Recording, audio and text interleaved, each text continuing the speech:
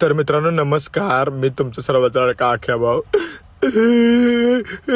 गाडीवर चाललोय दिवाळी करून आणि रात्री निघलो तर बघा, सकाळ सकाळी विजापूरच्या गेटवर आलो, टोल गेटवर.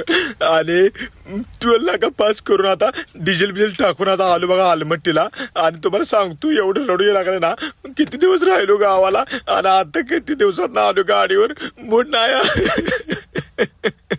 त्यानंतर बघा डोळे वगैरे पुसत आवरा वेगाला आणि सावरा जीवाला म्हटलं आख्या भाऊ म्हणत असं करत करत क्रेन वगैरे बघत रस्त्याचा आलो बघा. त्यानंतर डायरेक्ट बघा नाईस रोडच्या टोल नाक्यावर आलो, म्हणजे बेंगलोर पास केलं. आणि मित्रांनो माफ करा, कारण आपलं रनिंग फक्त संध्याकाळचं असतं, कारण माल मोठा असल्यामुळे दिवसा चालता येत नाही. आणि त्यानंतर आपण कर्नाटक सोडून बरोबर आलो बघा तमिळनाडू बॉर्डरच्या पाठीमागे थांबलं टोल नाका पास करून. विषय कसा झाला माहिती आहे का, बॉर्डरवरती पैसे देण्यासाठी आमच्याकडे कॅश नव्हता, म्हणून आम्ही कॅश करायचं 2 किलोमीटर चालत एटीएम ला गेलो होतो. आणि बेंगलोर पास झाल्यानंतर जरा करमायला लागलं, कारण विषय काय माहिती आहे का, माझी 48 म्हटली लागा दिवाळी ही जर करत बसला तर तुझं दिवाळी निघेल गेला भावाला का, असं नको करू लागा. मी तुझ्यावर जीव लावतोय, तू माझ्यावर जीव लावतो. मग 48 माझी समजूत काढली. मग याच्या समोर उभारून एक व्हिडिओ घेतला बघा, कसा आहे ना का कसं गोळी सोडतोय दार दिशी. आणि त्यानंतर तमिळनाडू बॉर्डरला तासभर किचकिच करून आपण पुढे आलो बघा कृष्णगिरीच्या पाठीमागे. हे डावनिंग तर सगळ्याला माहित असते, कृष्णगिरी पास केल्यानंतर जावनिंग एवढं मोठं आहे ना मित्रांनो, तर सगळ्यांचं डोळं असं माच माच माच माच माच माच करते. माझं कसं करते मॅच मॅच मॅच.